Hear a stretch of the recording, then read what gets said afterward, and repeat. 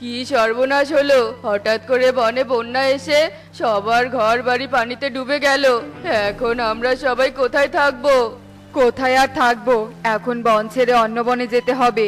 এই বনে যেভাবে পানি আসছে মনে হচ্ছে গাছপালাও ডুবে যাবে। হ্যাঁ কালু দাদা, তুমি একদম ঠিক বলেছো। চলো আমরা অন্য বনে চলে যাই।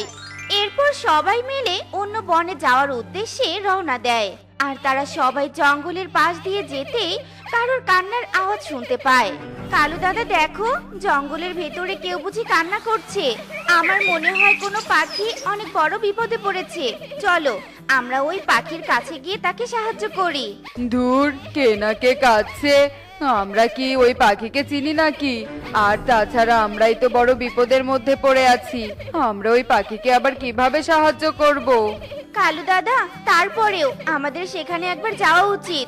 ওই পাখি তো আমাদের থেকেও বড় বিপদে পড়তে পারে। যদি আমরা তাকে সাহায্য করতে পারি তাহলে পাখিটার উপকার হবে। আচ্ছা ঠিক আছে, চল তবে।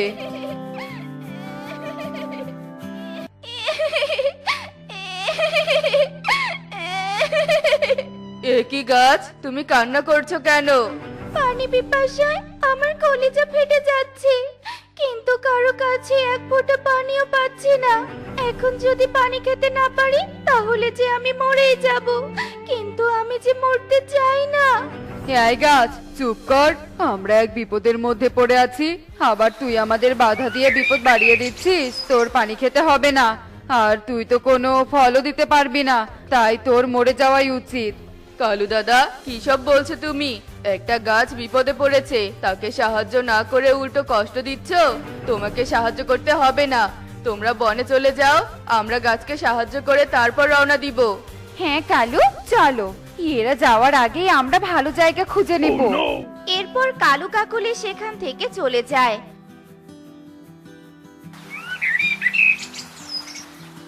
আর কবুতর ও সুখী একটা নারকেলের খোসা নিয়ে তাদের বাড়ির কাছে চলে আসে। আর নারকেলের খোসায় পানি ভরে আবারও গাছের কাছে চলে যায়।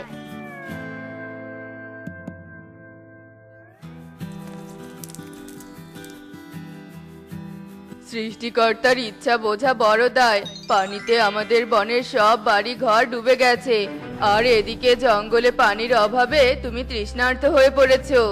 মানে কি বলছো এসব? পানিতে তোমাদের ঘরবাড়ি ডুবে গেছে মানে? তাহলে তোমরা এখন থাকবে কোথায়? থাকার জায়গা খুঁজতেই তো অন্য বনে যেতে ধরেছিলাম, কিন্তু তোমার বিপদ দেখে আগে তোমার কাছে চলে এলাম। তোমাদের অনেক ধন্যবাদ পাখি। তোমাদের মতো এত ভালো পাখি আমি কখনো দেখিনি, যারা কিনা নিজের থেকে অন্যের চিন্তা বেশি করে। শোনো, তোমাদের বন ছেড়ে যেতে হবে না। তোমরা যেমন আমাকে সাহায্য করেছো, তেমনি আমিও তোমাদেরকে সাহায্য করব। কিন্তু কিভাবে গাছ? আমার ডাল থেকে কিছু পাতা ছিঁড়ে নিয়ে যাও, আর সেই পাতাগুলো যদি তোমাদের বনে ছিটিয়ে দাও তাহলে সাথে সাথে বনের পানি শুকিয়ে যাবে। তাই বনের প্রতিটা বাড়িতে একটা করে পাতা ছিটিয়ে দিবে। আচ্ছা ঠিক আছে গাছ। সুখী, তাড়াতাড়ি গাছ বন্ধুর পাতা ছেড়ো। এরপর কবুতর আর সুখী গাছের পাতা ছিঁড়তে থাকে। আর তারা কিছু পাতা ছিঁড়ে নিয়ে বনে চলে আসে এবং তাদের বাড়ির উপর একটা পাতা ফেলে দিতেই সাথে সাথে পানিগুলো শুকিয়ে যায়। সুখী, সত্যি তো পানি শুকিয়ে গেল। গাছ বন্ধু খুব ভালো। চলো এভাবে আমরা বনের সবাইকে সাহায্য করি।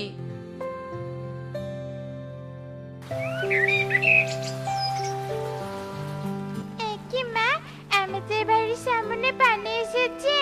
আমি পানিতে গোসল করব, অনেক মজা করব। কি মজা, কি মজা। মা টুকি, পানিতে নামিস না রে মা। শুধু দাঁড়িয়ে দাঁড়িয়ে পানি দেখ, পানিতে যে স্রোত দেখা যাচ্ছে, নামলে যে তোকে ভেসে নিয়ে যাবে। এসব বলতে বলতে টুনি ঘরের বাইরে আসতে থাকে। ততক্ষণে টুকি পানিতে নেমে ভাসতে ভাসতে অনেক দূরে চলে যায়। আমি আজ ভেসে ভেসে পুরো বন ঘুরে দেখবো। পানিতে ভাসতে আমার খুব ভালো লাগছে। যদি আমাদের বনের পানি না শুকিয়ে যেত তাহলে প্রতিদিন এভাবে ভেসে বেড়াতাম। এ কি, টুকি কোথায় গেল? মা টুকি, তুই কোথায় গেলি? তার মানে ও পানিতে নেমেছিল। মারে তোকে নিষেধ করার পরেও তুই পানিতে কেন নামলি রে মা? এখন আমি তোকে কোথায় খুঁজবো? এভাবে কাঁদতে কাঁদতে টুনি টুকির খোঁজে বাড়ি থেকে বেরিয়ে পড়ে। আর তখনই সেখানে কালু ও কাকুলি চলে আসে। কাকুলি, এই বাড়িটা ফাঁকা দেখা যাচ্ছে।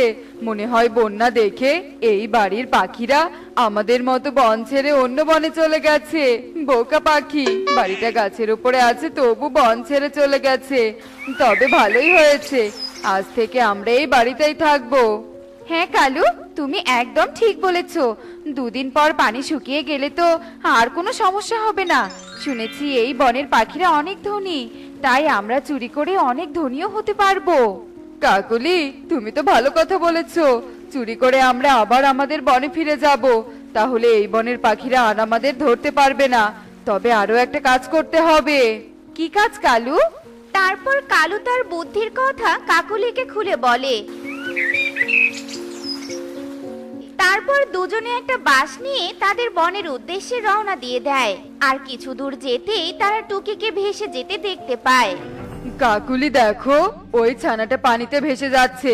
মনে হয় ছানাটা অনেক দূর থেকে ভেসে এসেছে। চলো ছানাটিকে তুলে নিয়ে আসি। আমার এক বন্ধু বলেছে ওদের বনে পাখির ছানার নাকি অনেক দাম। যদি ওকে বিক্রি করতে পারি তাহলে আমরা অনেক টাকা পাবো। হ্যাঁ কালু, তাহলে তুমি ছানাটিকে নিয়ে এসো।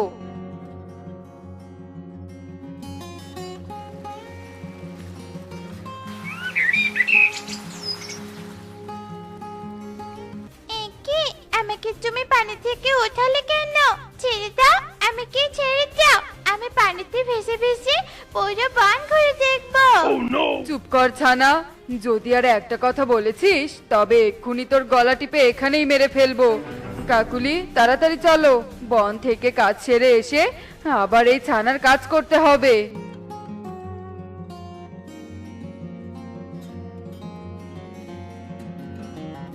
এ কি, এত তাড়াতাড়ি আমাদের বনের পানি কি করে শুকিয়ে গেল? কালু দাদা, কারো উপকার করলে অবশ্যই তার প্রতিদান পাওয়া যায়। তারপর কবুতর কালুকে সব কথা খুলে বলে।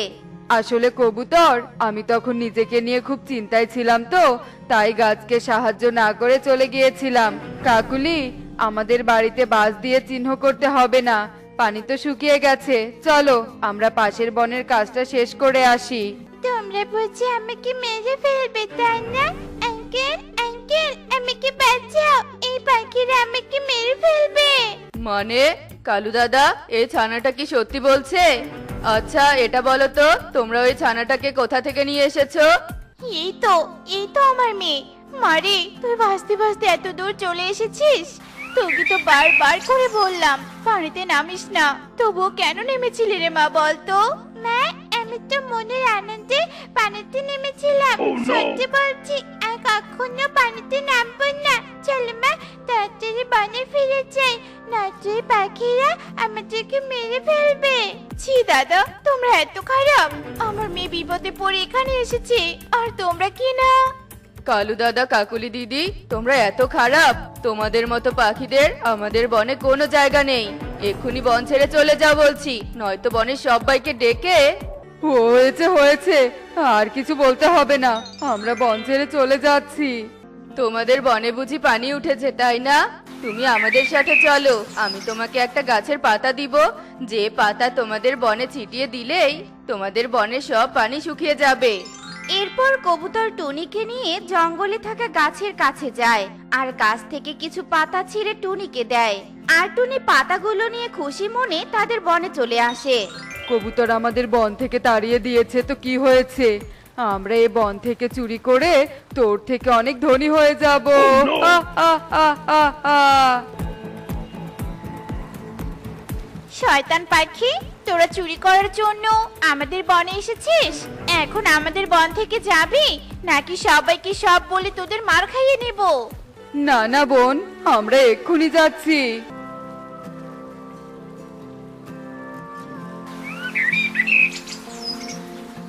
কাকুলি, সব প্ল্যান তো শেষ হয়ে গেল, এবার আরো একটা প্ল্যান আছে। চলো জঙ্গলের ওই গাছের কাছে যাই, আর গাছের পাতাগুলো ছিঁড়ে এনে বনে বনে বিক্রি করব, তাহলে অনেক টাকা ইনকাম করতে পারবো। হ্যাঁ কালু, তুমি একদম ঠিক বলেছো। এরপর কালু আর কাকুলি আবারও তাদের বনের উদ্দেশ্যে রওনা দেয়। আর তারা উড়তে উড়তে জঙ্গলের সেই জাদুর গাছের কাছে চলে আসে। আর যেই না গাছ থেকে পাতা ছিঁড়তে যাবে, তখনই গাছ তার জাদু দিয়ে কালু আর কাকুলিকে একটা খাঁচায় বন্দি করে আর সাথে উল্টো দিকে ঝুলিয়ে রাখে। শয়তান পাখি, তোদের খুব বার বেড়েছে তাই না? একের পর এক এক করে অন্যের ক্ষতি করার চেষ্টা করে যাচ্ছিলি, এবার দেখি কি করে অন্যের ক্ষতি করিস। সারা জীবন এভাবে ঝুলে থাকবি তোরা, বুঝেছিস? সত্যি কালু, অন্যের ক্ষতি করে কখনো নিজের উন্নতি করা যায় না। মা, আমার খিদে পেয়েছে, আমাকে খেতে দাও। কালু, এই কালু, তাড়াতাড়ি ওঠো, আমাদের ছেলেটার খিদে পেয়েছে। খিদে পেয়েছে তো আমি কি করব? রান্নাঘরে যাও আর নিজেদের জন্য খাবার বানাও। এখানে দাঁড়িয়ে থেকে আমার ঘুমে ডিস্টার্ব করো না তো। শোনো কালু, রান্নাঘরে রান্না করার মতো কিছুই নেই, তাই অলসতা না করে একটা কাজের খোঁজে যাও আর কিছু খাবার নিয়ে এসো। কাজ আমি কোথায় পাবো? কাল পুরো বনে ঘুরে দেখলাম, কিন্তু কোথাও কোনো কাজ খুঁজে পাইনি। তা পাবে কি করে? বনের সবাই তো তোমাকে ভালো করে চেনে, তুমি সব সময় কাজে ফাঁকি দাও, আর এই জন্যই তো কেউ তোমাকে কাজ দিতে চায় না। এতদিন তোমার অনেক কথা শুনেছি, তবে আর না, যাও এক্ষুনি কাজের খোঁজে যাও। এরপর কালু ঘর থেকে বের হয়ে যায় আর সোজা কবুতরের কাছে চলে আসে। কবুতর, এই কবুতর, আমাকে একটা কাজ দে তো। আমার স্ত্রী সন্তান না খেয়ে আছে, ঘরে খাওয়ার মতো কিছুই নেই। দয়া কর কবুতর, আমার উপর একটু দয়া কর। আমার তো কোনো কাজের লোকের দরকার নেই, কিন্তু তোর কথা শুনে মনে হচ্ছে তোর সত্যি একটা কাজ দরকার। ঠিক আছে, এই কুড়ালটা নে আর এই কাঠগুলো ছোট ছোট করে দে, তাহলে আমি তোকে 200 টাকা দিব। তোকে অনেক ধন্যবাদ কবুতর, আমি এক্ষুনি এই কাঠগুলো ছোট ছোট করে দিচ্ছি। এরপর কবুতর অন্য কাজে চলে যায়। এদিকে কালো 2-3টা কাঠ ছোট ছোট করে ফেলে আর এরপর সে কুড়াল চালানো বন্ধ করে দেয় আর বলে, অনেক হয়েছে, এত কঠিন কাজ আমি করতে পারবো না বাবা, আমি কোনো সহজ কাজ খুঁজে নিব। এরপর কালো কাজ না করে সেখান থেকে চলে যায় আর যাওয়ার সময় কবুতরি কুড়ালটাও সাথে নিয়ে যায় আর সে সোজা কুড়ালের দোকানে চলে যায়। তোতা, এই তোতা, এই পুরনো কুড়ালটা আমি বিক্রি করতে চাই, তুই এই কুড়ালটা কিনে নিয়ে আমাকে কিছু টাকা দে তো। এরপর তোতা কালুকে কিছু টাকা দেয় আর সেই টাকা দিয়ে কালু বাড়ির সবার জন্য কিছু খাবার নিয়ে আসে। এই নাও কাকুলি, এই খাবারগুলো খেয়ে নাও, অনেক কষ্ট করে কাজ করে খাবারগুলো কিনে এনেছি, একটাও যেন নষ্ট করো না। আমি তো নিজের চোখে বিশ্বাস করতে পারছি না। কালু, হ্যাঁ কালু, এত তাড়াতাড়ি কি করে কাজ করলে বলো তো? কালু আর কাকুলি ঘরের ভেতরে গল্প করতে থাকে, ঠিক তখনই সেখানে কবুতর চলে আসে। একে কালো, তুই আমার কাজ শেষ না করেই বাড়িতে কেন চলে এসেছিস? ও তো কঠিন কাজ, আমার দ্বারা হবে না, তাই আমি চলে এসেছি। তা আমি প্রথমেই বুঝতে পেরেছিলাম, কিন্তু আমার কোড়ালটা কোথায় রেখেছিস? ইয়ে মানে, আমি তোমার কুড়ালটা তো কাঠগুলোর পাশেই রেখে এসেছি। তোকে কাজ করতে দিয়ে আমি আমার কোড়ালটা হারিয়ে ফেললাম, আমি আর কখনো তোকে সাহায্য করব না। এরপর কবুতর রাগ করে কালুর বাড়ি থেকে চলে যায়। কালু, আয় কালু, কবুতর দাদা তো বলে গেল তুমি ওর কাজ না করে চলে এসেছো, তার মানে তুমি এই খাবারগুলো কোথায় পেয়েছো বলো তো? কুড়াল বিক্রি করে আনোনি তো?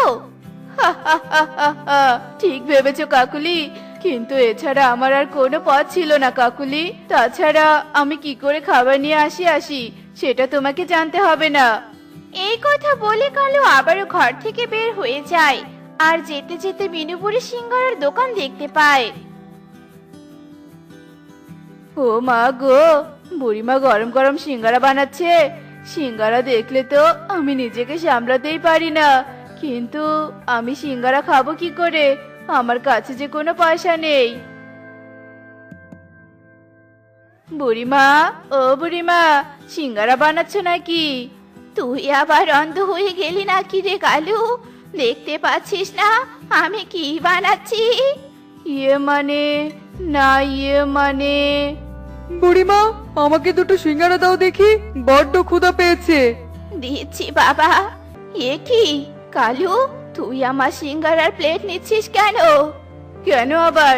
এই সিঙ্গারা খেতে আমার খুব ভালো লাগে, এজন্য এগুলো আমি নিয়ে খাচ্ছি। হা হা হা হা হা। এই কথা বলে কালু সিঙ্গারার প্লেট নিয়ে পালিয়ে যায়। এদিকে মিনু বুড়ি চিৎকার করতে থাকে, হায় হায় রে, আমার সর্বনাশ হয়ে গেল রে। পুলিশ বাবা, তুই ওই শয়তান কালু চোরকে ধর, ও যে আমার দোকানে সব সিঙ্গারা নিয়ে পালিয়ে যাচ্ছে। মিনু বুড়ির কথা শুনে পুলিশ কালুর পেছন পেছন যেতে থাকে। আর যেতে যেতে কালু একটা গাছের ডালের সাথে ধাক্কা খায়, আর তখনই সে মাটিতে পড়ে যায়। হারামজাদা, তোর এত বড় সাহস! তুই আমার সামনে সিঙ্গারা চুরি করে পালিয়ে যাচ্ছিস? তবে দেখ আমি তোর কি হাল করি। এই কথা বলে পুলিশ তার লাঠি দিয়ে কালুকে অনেক জোরে জোরে মারতে থাকে। ওরে বাবা রে, ওরে মারে, মরে গেলাম রে, মরে গেলাম। পুলিশ স্যার, আমাকে আর মারবেন না। আমার যে একটা সন্তান আছে, আমি মরে গেলে যে ও বাবার আদর থেকে বঞ্চিত হয়ে যাবে। এবারের মতো আমাকে ছেড়ে দিন, আমি আর কখনো চুরি করব না। ঠিক আছে, এবারের মতো তোকে ছেড়ে দিলাম। এরপর পুলিশ কালুকে ছেড়ে দেয় আর সেখান থেকে চলে যায়। এদিকে কালু বাড়ির দিকে চলে যায়, আর যাওয়ার সময় সে একটা পুকুর পাড়ে মেঘকন্যাকে কাঁদতে দেখতে পায়।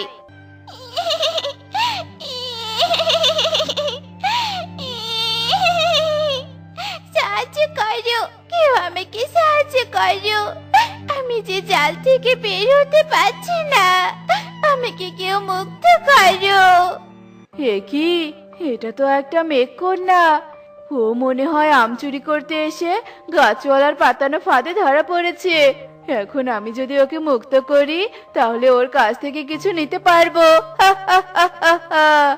এই কথা বলে কালু মেঘকন্যাকে বাঁচাতে চলে যায় আর বলে, এ কি সর্বনাশ, তুমি একটা মেঘকন্যা হয়ে আম খেতে এসে ধরা পড়েছো?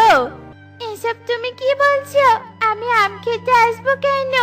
তাছাড়া মেঘেরা তোমাদের মতো খাবার খেতে পারে নাকি?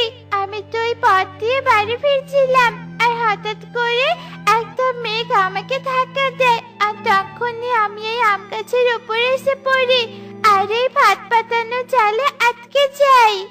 কিন্তু গাছওয়ালা তোমার কোনো কথাই বিশ্বাস করবে না। সে তোমাকে চোর ভেবে গরম তেলে ভেজে তোমাকে কঠিন শাস্তি দিবে। ওরে বাবাজি, না না, এমন কঠিন শাস্তি আমি পেতে চাই না। দয়া করে তুমি আমাকে মুক্ত করো। তুমি আমাকে মুক্ত করে দিলে তুমি যা বলবে আমি তাই শুনবো। হা হা হা হা হা। এটাই তো আমি শুনতে চেয়েছিলাম। এরপর কালু মেঘকন্যাকে মুক্ত করে দেয় আর বলে, শোনো মেঘকন্যা, আমি তোমার কথা মতো তোমাকে মুক্ত করেছি। এখন আমি তোমাকে যা বলবো তোমাকে তাই করতে হবে।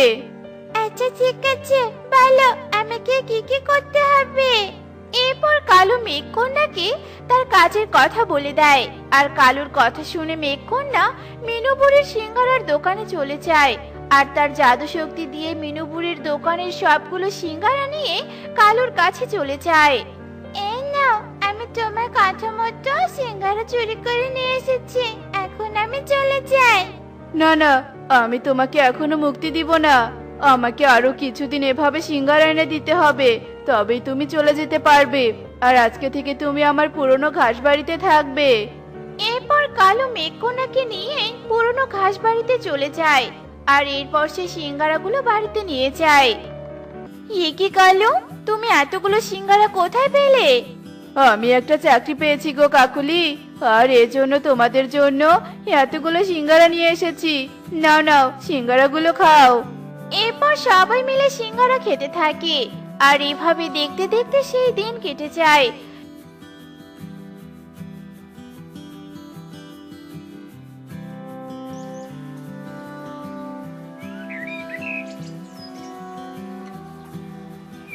এদিকে কালো মেঘকন্যাকে দিয়ে প্রতিদিন বনের সব সিঙ্গারার দোকান থেকে সিঙ্গারা চুরি করতে পাঠায়, আর সেই সিঙ্গারা পাশের বনে এক বড় দোকানে বিক্রি করে মোটা অঙ্কের টাকা নেয়।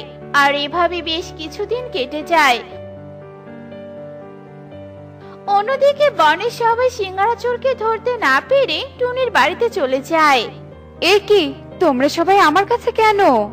সিংহারা চোরের অত্যাচারে আমরা বনে ব্যবসা করতে পারছি না রে টুনি। না জানি এত পাহারা দেওয়ার পরেও কিভাবে আমাদের দোকানে সিংহারা চুরি হয়ে যায়। তুই কিছু একটা কর রে টুনি, কিছু একটা কর। তাই নাকি বুড়িমা? তাহলে তো সিঙ্গারা চোরকে ধরতে হয়। শোনো তোমরা। এরপর টুনি সবার সাথে বুদ্ধি পরামর্শ করতে থাকে আর মিনুবুড়ির দোকানের পাশে গিয়ে লুকিয়ে পড়ে। ঠিক তখনই মেঘকন্যা মিনুবুড়ির দোকানে সিঙ্গারা চুরি করতে আসে আর সবাই তখনই মেঘকন্যাকে দেখতে পায়। এ কি, এ আমি কি দেখছি? সিঙ্গারা চোর কিনা একটা মেঘ। আরে এটা তো সিঙ্গারা খাওয়া মেঘ। ওরে টুনি রে, আমরা ওই মেঘকে ধরবো কিভাবে? তোমরা এখানেই থাকো বুড়িমা, আমি আসছি। এই কথা বলে টুনি মেঘকন্যার পেছন পেছন যেতে থাকে। এদিকে মেঘকন্যা সিঙ্গারা নিয়ে কালুর কাছে চলে যায় আর যেই না কালুকে সিঙ্গারাগুলো দেয়। ঠিক জানতাম এটা কোনো পাখি চোরের কাজ, কারণ মেঘেরা কখনোই সিঙ্গারা খেতে পারে না। তুমি তার মানে মেঘকন্যাকে দিয়ে চুরি করাচ্ছ কালু দাদা? হ্যাঁ পাখি, ও আমাকে সাহায্য করেছে জন্য বেশ কিছুদিন থেকে আমাকে দিয়ে চুরি করাচ্ছে। আমাকে আমার বাড়িতেও যেতে দিচ্ছে না। আমি তোমাকে বলছি, তুমি তোমার বাড়িতে চলে যাও। মারো সবাই, এই সিঙ্গারা চোর আর কেউ নয়। সিঙ্গারা চোর হচ্ছে শয়তান কালু। এরপর সবাই মিলে কালুকে অনেক মারতে থাকে আর কালু তার শাস্তি পেয়ে যায়। বাবারে, তুই আমার ছোটবেলার বান্ধবীকে বাঁচা। আমি ছাড়া যে ওর আর কেউ নেই। আমি তো ওনাকে সুস্থ করে তোলার অনেক চেষ্টা করলাম বুড়িমা, কিন্তু ওনার যে পৃথিবী থেকে চলে যাওয়ার সময় হয়ে গেছে। আমাকে বাঁচানোর চেষ্টা করিস না রে মিনু। ডাক্তার বাবু তো বলল আমার সময় শেষ।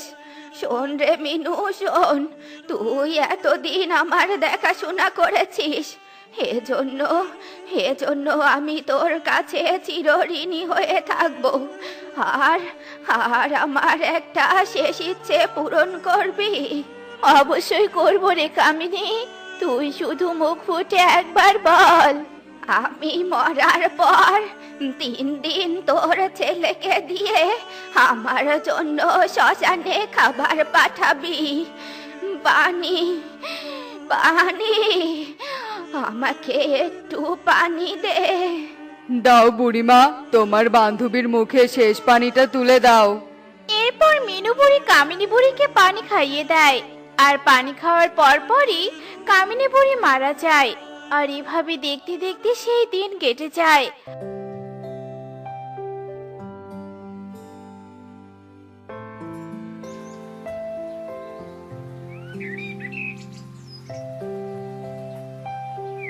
আর পরের দিন সকালে শহর থেকে মিনু বুড়ির ছেলে আসে। মা, ও মা, তাড়াতাড়ি এসো, আমি এসে গেছি। তুই এসেছিস রে বাবা। আমি এতক্ষণ থেকে তোর আসারই অপেক্ষা করছিলাম। এই নে রে বাবা, এই খাবারের বাটিটা নিয়ে শ্মশান ঘাটে যা। সেখানে তোর কামিনী মাসির আত্মা আসবে আর ও নিশ্চয়ই তোর জন্য অপেক্ষা করছে। এসব তুমি কি বলছো মা? আমি যাব শ্মশানে? না না মা, আমি ওইসব শ্মশান আত্মাকে ভয় পাই মা। তুমি বরং অন্য কাউকে পাঠাও, এখন আমি একটু বিশ্রাম নিব। এরপর টোনা বিশ্রাম করতে ঘরে চলে যায় আর মিনু বুড়ি সেখানে দাঁড়িয়ে থেকে কাঁদতে থাকে। আমি তোর শেষ ইচ্ছাটা পূরণ করতে পারলাম না রে কামিনী। তুই আমাকে ক্ষমা করে দিস, ক্ষমা করে দিস।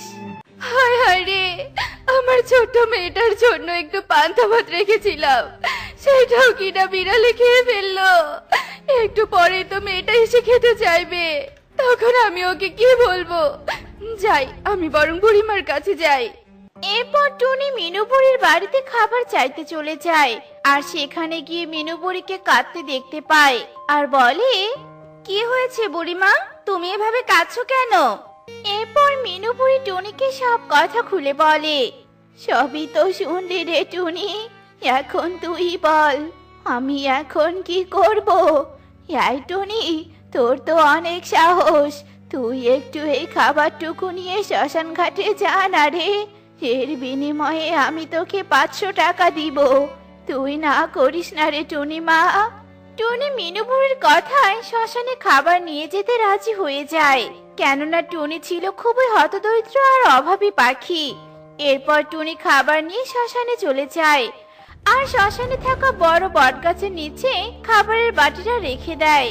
তখনই চারদিক থেকে কামিনী বুড়ির গলার আওয়াজ ভেসে আসতে থাকে, চলে যা, চলে যা, বাঁচতে চাইলে এখান থেকে চলে যা। তুই এখানে কেন এসেছিস? আমি তোমার জন্য খাবার নিয়ে এসেছি বুড়িমা। তোমার বান্ধবী আমাকে দিয়ে খাবার পাঠিয়েছে, কিন্তু তুমি কোথায়? আমি তোমাকে দেখতে পাচ্ছি না কেন? সামনে এসো বুড়িমা, আমার সামনে এসো। তো মিনুর ছেলেকে না পাঠিয়ে তোকে কেন পাঠিয়েছে? সত্যি বলতে টোনা স্যার শহরে থাকে তো, এজন্য এখানে আসতে অনেক ভয় পায়, আর এজন্য বুড়িমা নিরুপায় হয়ে আমাকেই পাঠালো। তুমি এই খাবারটা নিয়ে নাও বুড়িমা।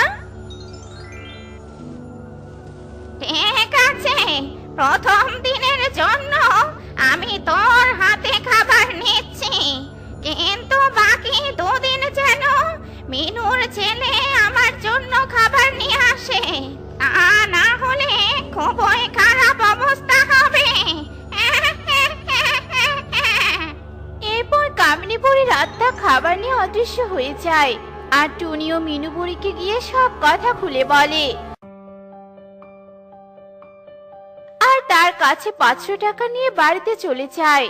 আর এভাবে দেখতে দেখতে সেই দিন কেটে যায়।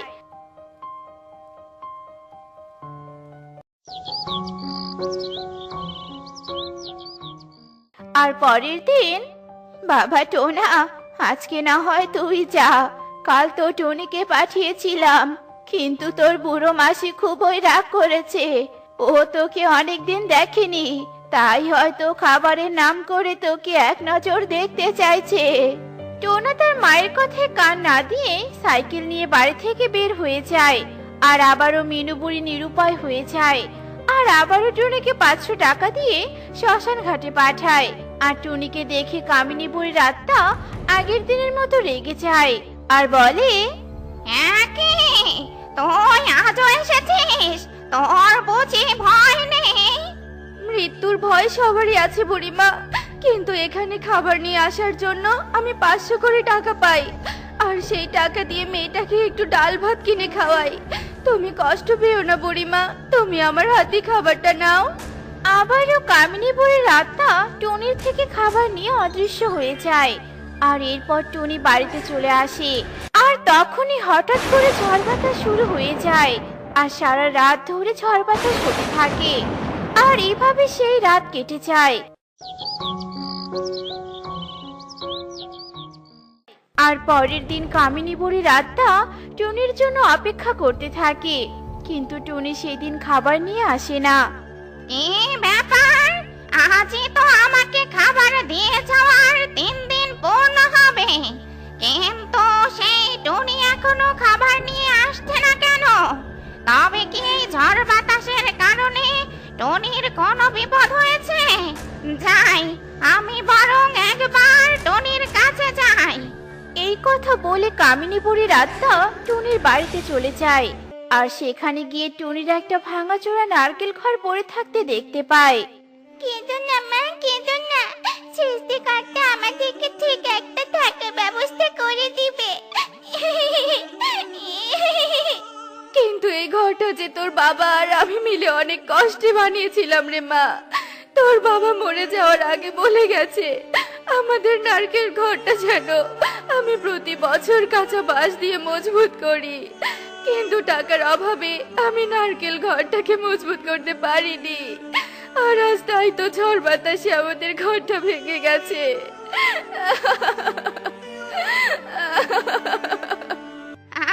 আরে, এই টুনির দেখি আমার মতোই ভাগ্য খারাপ। এত কষ্টের নারকেল ঘরটা কিনা ঝড় বাতাসে ভেঙে গেছে। এই 2 দিন আমাকে খাবার পৌঁছে দেওয়ার জন্য আমি ওকে একটা উপহার দিতে চাই। হেরিং বিরিং তেরিং চা। টুনির কষ্টের নারকেল ঘর আগের মতো হয়ে যা। কামিনী বুড়ির আত্মা বলা মাত্রই টুনি নারকেল ঘরটা আগের মতো ঠিক হয়ে যায়। আর টুকি ঘরটার দিকে তাকাতেই অবাক হয়ে যায়। মা, ও মা, ওই দেখো আমাদের ভাঙাচোরা ঘরটা কেমন আগের মতো হয়ে গেছে। আরে তাই তো, কিন্তু এটা কি করে সম্ভব? এরপর কামিনী বুড়ির আত্মা টুনিদের সামনে আসে আর বলতে থাকে, আমি টুনি, আমি তোকে তোর সাহসিকতার জন্য পুরস্কার দিয়েছি। আর তুই নিজের সন্তানের জন্য নিজের জীবন বাজি রেখে আমাকে খাবার দিতে গিয়েছিস, তাই আমি তোকে এই নারকেল ঘরটা ঠিক করে দিলাম। আর এই ঘর আর কখনোই ঝড় বাতাসে ভেঙে যাবে না। আর এই নে একটা জাদুর কলসি, এতে প্রায় 100 স্বর্ণ মুদ্রা আছে। এটা দিয়ে তুই তোর মেয়েকে নিয়ে সুখে থাকিস। তোমাকে অনেক ধন্যবাদ বুড়িমা, তুমি আমার অনেক বড় উপকার করলে। তোমার এই উপকারের কথা আমি আজীবন মনে রাখবো। তুই আমার এই শেষ ইচ্ছেটা পূরণ করবি না রে টুনি? আমি যে মিনুর হাতে রান্না খেতে খুব ভালোবাসি, আর আজকে ওর হাতে রান্না খাওয়ার শেষ দিন। তারপরে কাল ভোরের আগে আমার আত্মা মুক্তি পেয়ে যাবে। তুমি একটু অপেক্ষা করো বুড়িমা, আমি এক্ষুনি তোমার বান্ধবীর বাড়ি থেকে খাবার নিয়ে আসছি। এই বলে টুনি মিনু বুড়ির বাড়িতে চলে যায় আর মিনু বুড়িকে সব কথা খুলে বলে। কি বললি? আমার কামিনীর আত্মা তোর বাড়িতে আমার হাতে রান্না খাওয়ার জন্য অপেক্ষা করছে। আজ আমি নিজে ওর জন্য খাবার নিয়ে যাব। এরপর মিনু বুড়ি টুনির সাথে টুনির বাড়িতে চলে যায় আর কামিনী বুড়ির আত্মাকে খাবার খেতে দেয়।